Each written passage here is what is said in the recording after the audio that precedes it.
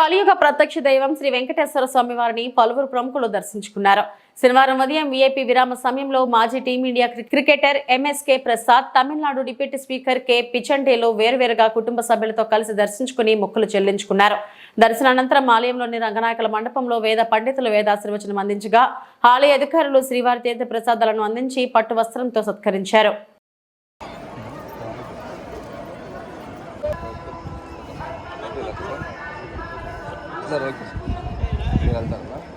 నమస్కారం. నేడు ఈరోజు స్వామివారి దర్శనం కోసం అని ఇక్కడికి తిరుమల రావటం జరిగింది.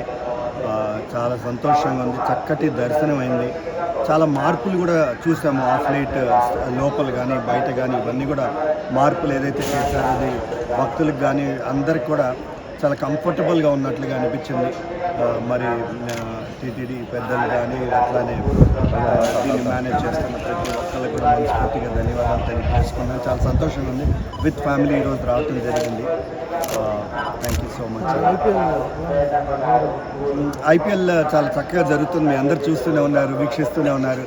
కొన్ని అనివార్య కారణాల వల్ల కొంచెం ఒక వారం డిలే అయినా కూడా బీసీసీఐ పెద్దలు అందరూ కూడా మరలా ఈ మ్యాచెస్ మరలా రీస్టార్ట్ చేయడం జరిగింది. మ్యాచెస్ చాలా ఇంట్రెస్టింగ్గా జరుగుతున్నాయి. మనకి తెలుసు టాప్ 4 ఎవరున్నారు అనేది.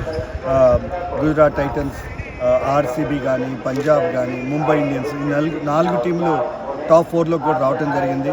అండ్ ఓన్లీ థింగ్ ఏంటంటే ఇక్కడ నుంచి జరిగే ప్రతి మ్యాచ్ కూడా ఆ టాప్ 2 రేస్లోకి ఎవరు వస్తారనేది చాలా ఇంట్రెస్టింగ్గా మారింది. ఓకే.